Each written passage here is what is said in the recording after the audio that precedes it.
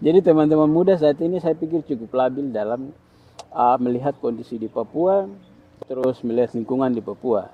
Padahal mereka ini punya hak, mereka juga dijamin oleh undang-undang pembangunan atau deforestasi, perubahan iklim, dan limbah pencemaran itu akan terjadi, akan datang mengatasnamakan pembangunan di Papua. Satu pertama itu, kita harus tahu bahwa harus ada undang-undang terkait dengan pengakuan dan pelestarian lingkungan hidup di Papua. Gitu. Tumpu hutan masih bagus ini, tong harus dorong pemerintah untuk buat pergub atau buat perdasi. Bicara soal konteks antar generasi, dia juga harus punya hak yang sama. Hari ini dia bisa mandi di Kali Biru misalnya. Kali Biru. Nah, di Genyem gitu. 30 tahun depan waktu itu juga harus bisa mandi di Kali Biru. Dan sampai berubah air coklat lagi, hijau lagi. Gitu.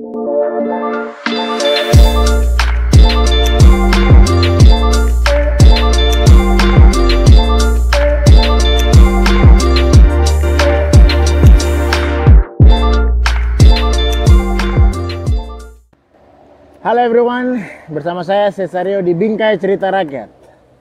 Pada sore hari yang indah ini, tong berada di tepian Danau Sentani bersama kakak Michael yang menjadi narasumber tong saat ini. Kita akan berbincang-bincang ringan terkait pengalaman kakak sebagai aktivis muda di lingkungan LSM atau dunia LSM, seperti begitu. Kakak Michael apa kabar? Baik, puji Tuhan. Luar biasa. Ini kakak Michael, narasumber yang sudah kita undang. Saya kasih kakak kesempatan untuk mungkin memperkenalkan diri secara singkat sebelum tong cerita-cerita panjang. Nah, siap. Ya, terima kasih ya kakak-kakak dong semua yang sudah undang kita dalam podcast kali ini. Saya perkenalkan diri saya, nama saya Michael Primus Peuki. Saya hari-hari beraktivitas di Papua sebagai aktivis lingkungan di salah satu lembaga Yayasan Wahana Lingkungan Hidup Indonesia atau WALHI Papua. WALHI Papua ini adalah salah satu lembaga yang bekerja di isu-isu lingkungan, begitu. Oke. Tanah Papua. Tanah Papua ini. Iya. Luar biasa. WALHI, Wahana Lingkungan Hidup Indonesia. Nah, disingkat WALHI. Disingkat WALHI. Iya. Berarti kakak posisi sekarang sebagai direktur. Betul, saya sebagai direktur sudah. Anak muda yang menjadi direktur di WALHI. Oke, baik. Kakak, ini sebelum itu saya tarik kembali lagi. Yeah. Mungkin tolong cerita pengalaman kakak. Tetapi sebelum cerita pengalaman kakak di dunia LSM ini, apa yang cikal bakal sampai kakak bisa terjun ke dunia LSM ini sebagai seorang muda, aktivis muda? Iya. Nah, sebenarnya yang pertama saya sebagai anak Papua ya. Benar sekali. Anak Papua, saya lihat kondisi lingkungan, kita sumber daya alam yang begitu kaya, tapi kita masyarakat ini masih termiskin di Indonesia, di negara nih. Kita nih paling termiskin di data BPS gitu. Tapi sumber daya alam yang kaya, jadi awalnya itu saya selesai kuliah, saya langsung jadi staf dosen, kerja-kerja di lapangan. Asdos nih. Iya. Kumpul-kumpul data di masyarakat ke sana. Jadi pas itu jadi emosional saya untuk melihat bahwa kerja-kerja untuk masyarakat itu lebih penting. Dan emosional itu mulai terbangun begitu. Jadi setelah pasca ikut penelitian di dosen di Uncen di Jayapura, terus berbaur dengan masyarakat, tinggal di masyarakat hampir 1-2 minggu bahkan berbulan-bulan di situ. Emosional itu terbangun dan saya melihat konteks kita di kota-kota besar di Papua sini dan di masyarakat itu cukup jauh gitu. Sedangkan tumpu lingkungan atau tumpu ini perlu diperhatikan secara bagus. Jadi itu membuat saya tertarik untuk bekerja di aktivis lingkungan begitu. Melihat itu, setelah itu saya berkarir masuk juga di tengah teman-teman di Yayasan Anak Dusun Papua. Yayasan Anak Dusun Papua itu dia berada di bawah Dewan Adat Papua. Jadi kenal dunia LSM tapi kenal juga masyarakat adat dengan dorong punya sumber daya alam. Jadi saya pikir kenapa kita sebagai anak muda ini kita tidak bicara soal kita orang tua di kampung, perkelakan dong potensi dan dong bisa kelola dong potensi yang ada untuk dong kesejahteraan itu sendiri begitu. Itu yang membuat emosional saya terbangun jadi masuk dalam dunia LSM gitu. Jadi begitu pas dari praktisi ikut-ikut dosen dorang kerja-kerja di masyarakat. Iya. Emosional terbangun masuk di LSM dan kerja-kerja di adat. Iya, dari situ sampai ke Walhi. Luar biasa. Memang dari latar belakang kakak praktisi di dunia kampus yang selalu turun ke lapangan melihat apa situasi di kondisi di masyarakat sehingga memang itu juga terbentuk dan terbangun kakak punya emosional untuk bisa apa mengadvokasi juga bisa dibilang mengadvokasi langsung saat ini. Betul. Mengadvokasi. Kalau bicara tentang lingkungan hidup ini kan LSM di Papua nih semakin banyak saat ini. Yeah. Nah, kalau kakak kalian di Walhi sendiri apa fokus kalian dalam apa menjalankan program itu kak kalian fokus isu kalian yang dia bawa itu di Walhi itu apa itu? Nah kita ini ya sesuai dengan nama lembaga sebenarnya kita fokus kepada isu lingkungan hidup. Gitu. Lingkungan hidup. Ya lingkungan hidup tuh ada sekitar berapa poin. Pertama tuh tentang populasi. Populasi, terus apa perubahan iklim, terus deforestasi, terus pencemaran limbah, dengan satu lagi tuh mengenai keadilan antar generasi. Gitu. Jadi kita kalau kita bicara populasi itu kita apa bicara soal bagaimana kita punya lingkungan ini bisa terjaga dengan baik dari aktivitas yang merubah situasi kita punya cuaca. Begitu juga sampai kepada perubahan iklim. Gitu. Climate change kan? Climate change begitu. Bahasa Inggris dulu kita ini anak kampung jadi. Oke, lanjut. Gitu. Nah, setelah itu bicara soal deforestasi. Deforestasi itu kita bicara soal kerusakan hutan yang besar. Kita di Papua, kakak tahu, kita ini hutan terbesar di Indonesia yang biasa disebut sebagai paru-paru dunia. Dan hutan Papua masih menyumbangkan itu. Bahwa kita ini hutan Papua sebagai paru-paru dunia yang itu menjadi komitmen negara untuk menjaga dan melindungi. Begitu. Dan negara dalam hal ini Presiden Jokowi sudah menyampaikan itu di Paris bahwa negara ini akan mengurangi emisi karbon. Gitu. Artinya deforestasi di Indonesia mereka harus menurunkan itu. Gitu. Benar. Nah kita di Papua masih punya hampir 60-80% hutan di Papua masih hutan tropis, hutan hujan. Dan di dalam hutan itu masih ada flora fauna endemik Papua, masih ada masyarakat adat Papua sebagai pemilik dan hak wilayah itu. Begitu. Nah jadi selain itu kita bicara soal keadilan antar generasi, itu kita bicara berfokus pada teman-teman anak muda nih gitu. Kenapa begitu? Karena keadilan antar generasi itu misalnya begini. Kita masih lihat danau yang indah 20 tahun, kita anak itu dong juga harus menikmati situasi yang sama. Karena dong punya hak lingkungan hidup yang sehat dan baik. Gitu. Jadi dong harus sama begitu. Hari ini kita bisa tinggal di danau yang ini bisa hirup udara segar, di 20 tahun kemudian kita anak cucu dong juga bisa menikmati situasi lingkungan yang sama karena dong hak gitu. Itu yang bicara isu itu keadilan antar generasi gitu. Jadi generasi sekarang generasi anak muda dong harus tahu soal apa bagaimana situasi di 20-30 tahun ke depan dong juga sudah harus bisa tahu soal itu. Nah, biasa. Ini semangat muda dari kakak Michael, bagaimana juga mengadvokasi sebagai aktivis praktisi juga di dunia LSM. Salah satunya bagaimana mereka fokus kepada lingkungan hidup. Dan satu yang saya kutip ini nih, keadilan antara generasi ini yang saya pikir itu harus terbangun sekarang anak-anak muda. Betul. Nah, kakak saya ini ingin bertanya lagi, mungkin kakak punya pandangan bagaimana kakak melihat saya yang merasa bahwa saya ini masih muda dalam melihat apa sekarang bergabung juga di dunia LSM. Ya. Kakak melihat apa generasi sekarang ini, bagaimana kakak pandangan terhadap anak-anak muda begitu, keterlibatan dalam dunia SM ini? Kayaknya saya pikir, kalau yang saya perhatikan, karena saya juga baru, Ya. itu sangat sedikit, toh. Mungkin kakak sendiri mungkin punya pandangan bagaimana melihat anak-anak muda saat ini terlibat dalam dunia LSM. Sebelum saya bilang, jangan saya bilang aktivis, tetapi pekerja sosial saya dulu.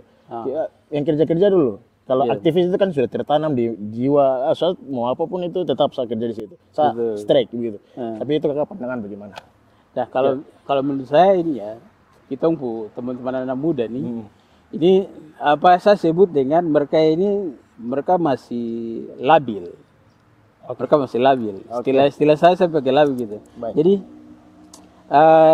hari ini mereka bisa berada di satu posisi, tapi besok kata lusa itu pasti mereka akan pindah ke posisi yang lain gitu.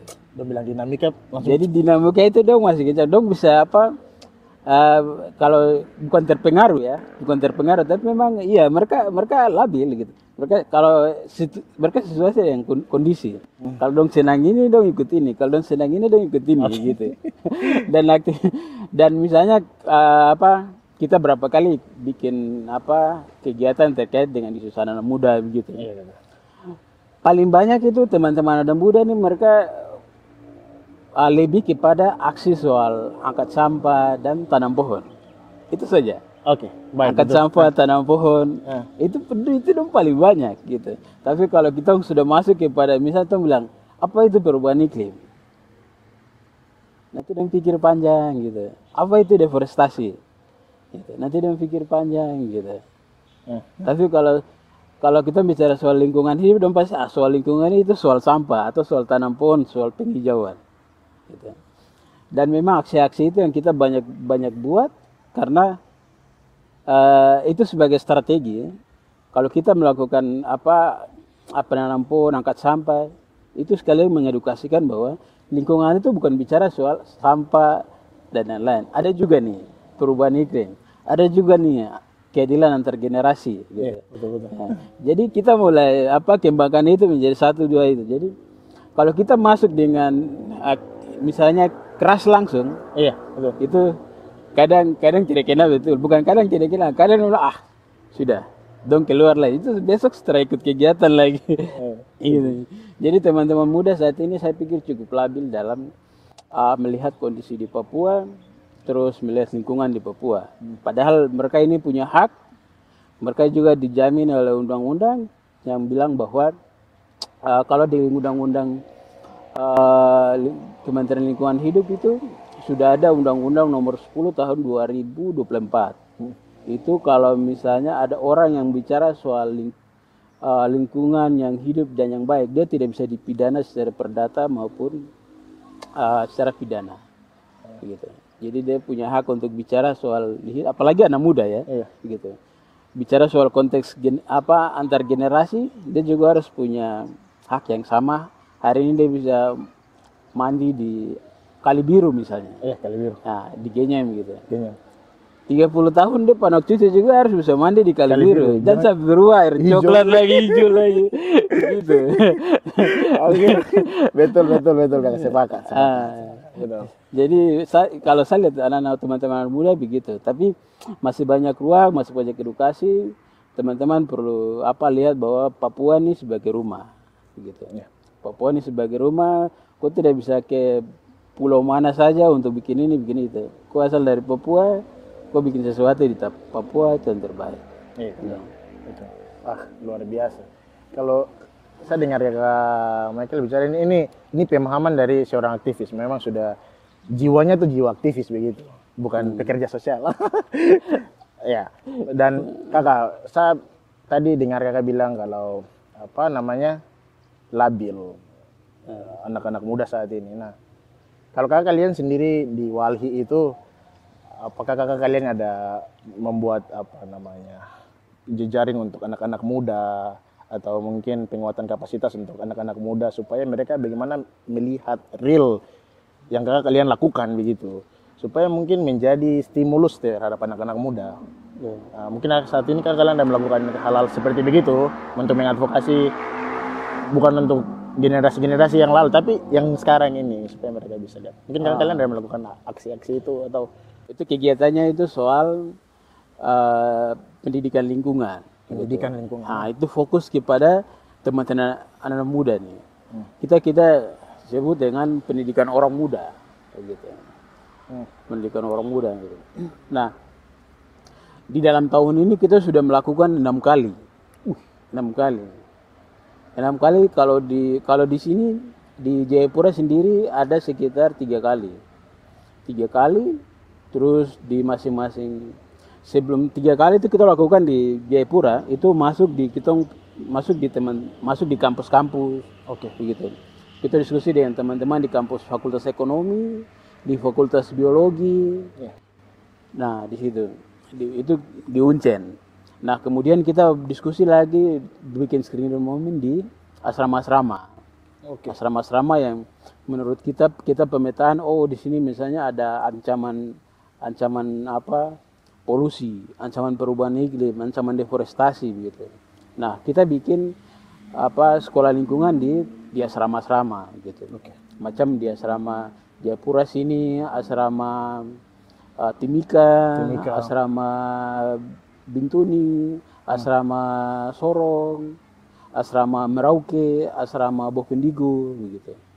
Oke. Nah, tong kasih tahu soal situasi ancaman di sana terkait dengan di daerah mereka itu ada aktivitas-aktivitas ekspansi yang bisa itu menghambat kepada polusi dan deforestasi, pembabatan hutan dan penyingkiran masyarakat adat atau dong punya hutan-hutan adat yang ada. Iya, betul. Pasti akan terancam. Gitu. Jadi Green Student Movement untuk teman-teman anak muda. Begitu, bicara soal isu-isu lingkungan di sekolah, di kampus-kampus tapi juga di asrama-asrama. Asrama-asrama. Nah, Luar biasa tapi kalau yang saya berarti kan ini kan kalian turun ke asrama, ke kampus itu asrama yang saya mau fokuskan ini. Kan ini teman-teman yang juga mereka tuh dari mereka yang dari daerah kayak macam di Boven itu. Betul. Jadi memang kalian diskusi dengan mereka itu juga berbasis data. Kan ada data yang kalian tunjukkan di situ juga. Betul. Jadi kita melakukan ini pas waktu sebelum pemekaran itu kan 2 provinsi saja tuh. Iya, Kakak, benar. Papua dan Papua Barat gitu. Sekarang sudah 6 provinsi, jadi kita harus bikin di Nabire sebagai ibu kota Papua Tengah, di Wamena sebagai Papua Pegunungan, terus di Sorong sebagai provinsi Papua Barat Daya dengan di Manokwari. Terus bikin semua. Oke. Selatan di Manokwari, Merauke lagi terus bikin. Begitu. Jadi dari yang Tom bikin diskusi-diskusi dengan teman-teman muda ini, teman-teman orang muda ini baru di situ lahirlah sahabat-sahabat Wali. Sahabat-sahabat Wali. Oke, dari Green Student dari ini turunannya kayak sahabat-sahabat Wali. Oke, baik. Jadi sahabat-sahabat Wali ini kita bayangkan supaya dia ini tumbuh di masing-masing provinsi atau di daerah-daerah. Oke. Begitu. Yang menarik dari Green Student Movement ini begitu pas kita duduk cerita dengan teman-teman di asrama begitu. Iya. Kita cerita soal kita dapat temuan soal deforestasi, soal penyingkiran atau soal mereka sebut dengan perampasan tanah adat, hutan adat. Perampasan tanah adat. Kita munculkan dengan data-data, kita diskusi dengan teman-teman di mahasiswa itu. Lihat begini, ada satu orang duduk di belakang tapi dia tinggal diam saja. Saya sampaikan ini dampak-dampak langsung tiba-tiba dia tarik nafas begitu. Baru saya bilang, nanti sebentar saya bicara dengan kau. Gitu. Nah ternyata setelah diskusi selesai, baru tanya ke teman-teman dong yang ngajak dia bawa keluar ke tempat sebelah tuh. Iya. Gitu. Terus dia bilang, kakak, tadi kakak bicara itu dia tanah. Kena betul, memang kakak target ini pas. Iya. Jadi yang kakak bicara itu dia tanah. Dia orang tua yang sampai saat ini dong lawan. Gitu. Dia tidak tahu dia tanah ini masuk dalam konsesi perusahaan. Baru perusahaan ambil dia kayu, dia tanah dong klaim jadi dong tempat. Jadi dong kehilangan sumber hidup, sumber pangan, air bersih, hak hidup di dong tanah sendiri. Jadi itu langsung ditarik, itu menangis langsung. Jadi langsung dia menangis dan saya tahu situasi itu pasti akan terjadi. gitu. Dari situ baru begitu kita lakukan diskusi dengan teman-teman di asrama yang lain, tong pakai apa langkah lain, gitu. Karena mentong yakin kita punya teman-teman anak muda nih, dong ada di posisi itu tapi dong takut bicara. Oh iya. Dan terlokasi itu gitu. Betul. Dong mau bicara, dong tidak tahu, dong apa pakai dasar apa, atau dong bicara ke siapa, atau dong punya dorang ini siapa, begitu. Iya. Orang-orang besar dong tidak tahu di situ, dong mau bicara dengan kapasitas dan di dong diri sendiri tidak sampai, gitu. Yang ada dia tanah air mata, sampai saya bilang terakhir momen sudah jadi momen green moment. Dia bilang gitu sudah. Apa teman-teman kadang kita bicara itu orang dong memang situasi dong ngalami tapi dong tidak bicara. Makanya saya bilang ini dong kasih solusi. Kamu kalau dapat situasi ini dulu dengan bapak mama orang kumpulkan teman-teman muda situ, kumpul intelektual situ bicara. Panggil tokoh-tokoh adat, kenapa tanah ini bisa dilepas, hutan ini bisa dirampas, kami bicara. Gitu. Kami bicara sendiri, kami yang tentukan sendiri. Kalau kamu butuh kita ini LSM ini sebagai jembatan antara masyarakat dan pemerintah. Gitu. Jadi kalau kamu butuh kita siap hadir di tengah-tengah. Kamu ketemu siapa? Kamu ketemu bupati, ketemu DPR, tong ajak kamu ke sana. Gitu. Jadi sudah beberapa teman-teman karena dong supaham, jadi begitu kembali masuk ke kantor, tinggal deh, kita 3 bulan di kantor langsung dia pulang. Dia pulang ke Boven. Oh ini Boven. Yang tadi kakak sebut ini memang. Dia pulang ke Boven, ada yang pulang ke Merauke, sudah. Dan sendiri diskusi di kampung sana, di orang tua, baru dong bangun kelompok-kelompok kecil, dong bicara soal dompet tanah adat, dompet hak hidup di dompet tanah. Gitu. Luar biasa. Memang dari awalnya dari kakak kalian menginisiasikan ada kegiatan program itu tuh kakak, Grand Student Moment itu, sehingga memang melalui ini momen-momen tepat tadi tuh, jadi langsung rasa bahwa saya ini korban dari. Iya, saya kena dampak. Gitu. Saya kena dampak. Jadi memang air mata jatuh tuh ya. Wajar. Apalagi misalnya kalau Tunda situ bicara soal antar generasi. Dia bayangkan, aduh ini besok sapana gue gimana? Saya tadi mau kasih konek kakak antar generasi, bahwa generasi yang dulu mereka tidak tahu kalau mereka sudah menyerahkan lahan itu ke yang sekarang terjadi. Jangankan untuk dorang generasi sekarang ke berikutnya. Yang sekarang saya tuh sudah sekarang saya rasa hutan bagaimana? Hutan orang sudah datang kelola kayak begitu ya. Jadi dampak itu sudah terjadi. Deforestasi sudah terjadi. Terus perubahan iklim juga semakin terjadi di sini. Misalnya di kota-kota besar. Karena deforestasi terjadi di pinggir-pinggir, di kampung-kampung. Betul. Di distrik. Kota itu dia akan kena dampak dari perubahan iklim, perubahan cuaca. Oh iya. Gitu. Dulu tuh masih tinggal tanpa AC, sekarang di rumah-rumah kebanyakan AC semua gitu. Oh iya. Jadi kalau teman-teman misalnya bayangkan kita di Papua masih begini, masih ada hutan, tuh masih lihat Jakarta saja. Kalau teman-teman ke Jakarta semua gunung-gunung, semua bangunan tinggi-tinggi, hotel semua mega-mega sana. Gitu. Jadi pasti akan terjadi, suatu saat pasti akan terjadi. Papua kan seperti itu, karena sekarang di Papua 6 provinsi, pembangunan atau deforestasi, perubahan iklim dan limbah pencemaran itu akan terjadi, akan datang mengatasnamakan pembangunan di Papua. Perluasan wilayah, perluasan pekerjaan, lahan kantoran, lahan industri, tambang, itu pasti akan terjadi di Papua begitu. Dan kita sebagai anak muda harus bisa petakan gitu. Gimana peran kita sebagai anak muda ya?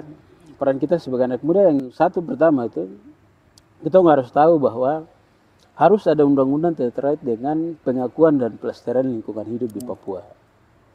Gitu. Tumpu hutan masih bagus ini, harus dorong pemerintah untuk buat pergub atau buat perdasi. untuk perlindungan tong hutan di Papua.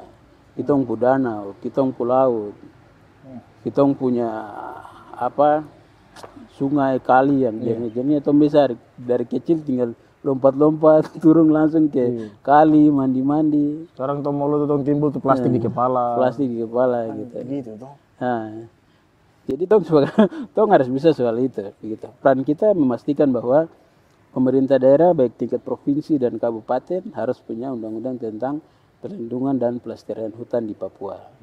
Begitu. Baik. Tong dengar cerita dari kakak Michael bagaimana kalian bergerak gitu, berusaha untuk bagaimana menolong berkontribusi melalui kalian punya kegiatan dari Walhi. Nah, kakak ini apa kakak punya tanggapan mungkin poin penting terkait untuk anak muda? Poin penting kakak punya poin penting untuk anak muda bagaimana supaya mereka bisa juga punya perhatian terhadap isu lingkungan atau apa saja itu isu yang ada di Papua ini. Maksudnya sekarang yang kita bahas ini lingkungan. Apa yang mungkin kakak punya tanggapan, pesan untuk teman-teman muda? Iya, yang pertama tadi itu ya, bahwa kalau kita bicara soal lingkungan itu ancaman apa pasti ada ancamannya akan terjadi. Kalau kita bicara lingkungan itu kita bicara soal polusi, kita bicara soal lingkungan hidup, kita bicara soal deforestasi, limbah dan pencemaran gitu. Nah, ini akan terjadi kalau peran anak muda itu tidak dijalankan. Satu, memastikan bahwa pemerintah provinsi dan kabupaten kota harus ada pencadangan hutan di Papua. Gitu. Supaya kita punya cuaca di Papua, iklim di Papua ini masih tetap segar nih. Masih tetap kita bisa hirup udara yang segar, yang baik nih. Kalau ada hutan. Begitu. Yang kedua, itu kita harus memastikan AMDAL, analisis mengenai dampak lingkungan. Begitu. Pembangunan akan terus ada, kemajuan akan terus terjadi, pertumbuhan akan terus terjadi di kabupaten. Begitu. Nah, kita harus memastikan AMDAL itu harus terlibat masyarakat dan kita harus lihat bahwa dampaknya itu seperti apa. Terlibat dalam proses penyusunan AMDAL dan AMDAL ini dia harus terbuka dan transparan bagi publik. Begitu. Yang ketiga itu kita harus bercocok tanam secara bijak. Bercocok tanam secara bijak. Gitu. Bercocok tanam secara bijak gitu. Jangan tong lihat ini hutan bagus tapi tong bongkar, tong bikin kebun kah, tong tanam ini gitu. Itu di situ tempat mata air untuk tong ngambil air. Gitu. Kita misalnya bikin di kota sekarang Jayapura tong ini susah air. Karena mata air yang ada gunung-gunung, ada pohon itu semua pohonnya besar-besar yang bisa tampung air itu terada. Sekarang orang tinggal di kota Jayapura ini beli air galon, baru pakai air galon. Kali-kali semua setelah mengalir. Tercemar semua. Hujan 1-2 hari baru bisa air mengalir. 3-4 jam kalau tidak kering. Gitu. Betul. Jadi itu harus berkebun secara bijak gitu. Di mana tempat ini itu harus betul. Yang berikut itu tong harus memastikan kelestarian lingkungan itu tetap adil dan lestari. Kenapa adil? Karena pembangunan tanpa keadilan tidak ada lestari. Gitu. Tong harus adil. Yang bisa kita kelola. Gitu. Itu jangan jadi serakah. Gitu. Kalau dalam firman bilang bahwa ini semua ciptaan Tuhan ya. Manusia itu diciptakan hari terakhir. Ini diciptakan bumi dulu, alam sekitarnya, ikan-ikan, udara, burung, semua Tuhan ciptakan semua. Terakhir baru ciptakan manusia. Gitu. Jadi kita sebagai manusia ini, tong punya pikiran, tong akal budi yang Tuhan kasih ini, tong kelola tong pahala ini lebih baik. Jangan terlalu serakah. Gitu. Gitu. Kayak itu kita harus melanggar undang-undang itu. Kita harus melanggar undang-undang. Terus melanggar undang-undang. 1 undang-undang adat, undang-undang Tuhan, undang-undang pemerintah. 3. Oke, baik, luar biasa. Nah itu. Yang kedua itu yang berikutnya ya. Saya tidak tahu itu persis, tapi itu pasti kakak pencatatan. Iya, tadi yang ke-5 itu. Ini ke-5 sekarang. kelima. Yang berikutnya itu soal kita sekolah tinggi-tinggi, tapi kau harus tahu kau tuh asal dari kampung mana. Iya. Kau asal dari daerah mana, dari suku mana. Iya. Kau marga ini marga mana begitu. Karena tong orang Papua ini dari marga saja tong bisa kenal, tong bisa baku tahu.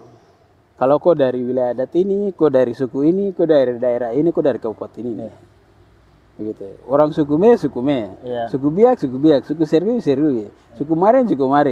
Betul. Begitu. Suku mana aja. Nah, jadi ini tong sudah tahu, gitu. Tong sudah tahu. Jadi kembali ke kampung masing-masing, petakan kopu kampung masing-masing, petakan kopu potensi yang ada di situ, baru tinggal kelola itu seperti apa begitu. Ancaman terbesar saat ini adalah orang petakan kita untuk tanah, baru tinggal datang. Iya. Gitu. Betul. Jadi tong harus petakan kita untuk tanah dulu. Tong harus petakan kita untuk diri. Potensi kita tong harus petakan dulu. Ini tong tempat mencari makan sini, air bersih sini. Tong bikin pembangunan gereja, sekolah itu semua di sini gitu. Tong harus petakan itu. Tong tanah adat di mana berwawasan saya, tong harus petakan itu. Ancaman sekarang yang terjadi orang petakan kita untuk Papua. Papua ini, Papua Barat Daya, Papua Tengah, Papua Gunung, Papua Selatan. Ini orang sepetakan. Betul. Tinggal tunggu waktu, tunggu momen saja. Dong masuk dengan dan cara-cara. Cara-cara licik. Kalau masyarakat bilang itu cara-cara licik untuk perampasan tanah dan hutan adat. Siap. Ada, gue bilang. Iya. Tong cerita dan bapak orang-orang tua di kampung baru akan tahu soal situasi ini. Karena hari-hari dong tinggal di kampung, dong petakan dong potensi sendiri. Dong ambil air bersih di mana, dong berkebun di mana, dong pi cuci di mana, cuci pakaian, cuci ini di kali mana, dong petakan orang sendiri. Oke. Luar biasa. Mestinya, menurut saya mestinya pemerintah ini membuat rencana pembangunan dari kampung, distrik sampai ke kabupaten, provinsi dan pusat itu berkaca dari masyarakat adat. Dong punya semua. Dong sejaga dari moyang sana turun temurun sampai saat ini. Itu dong sejaga. Dong sejaga semua, dong sertakan semua, dong tahu. Harus tahu adat. Dong tahu. Macam satu cerita yang menarik itu ada tempat satu. Iya, tahu. Dorang ini lalu dong orang tua jual tanah ke perusahaan kayu, dong lepas tanah, dong lepas hutan. Gitu. Sekarang ini dong bikin dong punya undang-undang saksi adat itu kalau kau jual tanah, kau jual kayu, kau mati itu kau mayat tidak akan dong kubur dalam tanah. Undang-undang apa ya? Undang-undang adat. Terus bikin dong peraturan adat. Dong di situ dong bikin begitu. Jadi kalau kau mati terus dong bilang kau mayat itu terasa kau kubur dalam tanah karena kau jual kau tanah, kau jual kau diri. Gitu ya? Iya. Tuh hari. Jadi, sudah kau taruh di mana? Taruh di lubang batu kah, buang di laut kah, gitu. Terus satu lagi misalnya kalau kau jual kayu gitu, dan terakan bikin kau peti mayat dari kayu. Ini ondo-ondo orang tua-tua ada tuh yang bikin. Cerita gimana? Iya, karena dong ini tuh. Dong trauma dengan dong punya kekayaan hutan adat yang hilang tuh, yang ada nih dong merawat, dong mau lindungi gitu.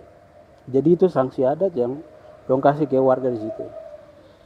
Jadi kalau kau jual kayu, kau peti mayat dan akan bikin dari kayu, kau bikin dari besi kah, taruh di lubang batu kah, buang di laut kah, Itu. Kau ikan makan kah. Kau tidak boleh kubur. Karena kau jual tanah, kau mayat tidak boleh kubur dalam tanah. Karena kau jual kayu, kau peti mayat dan akan bikin dari kayu. Itu dong. Orang itu dong sanksi gitu. Iya. Tuh undang-undang ada gitu. Dan sepakat sendiri gitu di dalam kampung. Oke kakak Michael, ini kita butuh kakak punya closing statement. Kakak punya closing statement untuk podcast kali ini dulu. Silakan kakak. Iya. Podcast ini ya, closing statement saya adalah saya biasa mengambil dari satu filosofi. Oke, siap. Filosofi kalau di masyarakat adat di bagian pegunungan, Iya, pegunungan. itu dorang biasa kalau berperang itu dong pakai panah, anak panah. Oke. Jadi anak panah itu kalau dong lihat sasaran itu, dong tarik panah ke belakang, dong lihat sasaran baru dong lepas. Oke. Gitu. Kalau di masyarakat adat di pesisir dan di pulau-pulau itu dong biasa pakai tombak. Kalau wide ya. Kalau wae gitu. Jadi kalau dong lihat ikan di sungai kah, di laut kah, begitu tuh, dong bisa pegang kalau wae begini, dong lihat sasaran, dong tarik ke belakang begini, baru dong lepas. Gitu. Jadi kita sebagai anak muda, filosofi yang mengajarkan kita hal itu bahwa kita sebagai anak muda jangan lupa lihat contoh sejarah. Sejarah itu sangat penting. Sejarah itu memberikan masa lalu itu sebagai memberikan pelajaran, memberikan guru untuk kita. Gitu. Lihat sejarah ke belakang, apa yang terjadi di belakang, dan sebagai anak muda kita melihat ke depan, apa yang kita harus buat ke depan. Dan situasi saat ini, bagaimana kita harus bikin, apa yang kita harus bikin, apa yang kita harus respon, gitu. Terutama soal lingkungan, gitu. Lingkungan hidup yang ada di Papua. Saat ini kita masih menghirup udara yang segar, pantai yang jernih, terus masyarakat masih hutan masih lebat, potensi alam begitu cukup ada. Kita membuat apa? Jangan lupa sejarah dan punya mimpi yang ke depan itu seperti apa untuk tanah ini. Gitu. Karena Papua kita berumah. Oke. Jadi buat sesuatu untuk tanah ini. Memang luar biasa. Oke, tangan dulu. Terima kasih Kakak Michael. Oke, terima kasih Tom sudah mendengar cerita dari Kakak Michael. Bagaimana kakak mereka bekerja, mengadvokasikan. Nah, dari Kakak Michael sendiri kita melihat sebagai seorang muda, bagaimana kakak dia menggaungkan aksi-aksi dan program-program yang mereka lakukan untuk mengadvokasikan isu lingkungan dan keluar dari kampus sebagai praktisi kampus dan memilih untuk bekerja sebagai aktivis jalan sunyi. Sekian, saya Cesario bersama dengan Kakak Michael. Kakak Michael, terima kasih banyak untuk waktunya. Hormat. Untuk semua penonton, terima kasih sudah menonton kami dan sampai jumpa di episode berikutnya. Dadah.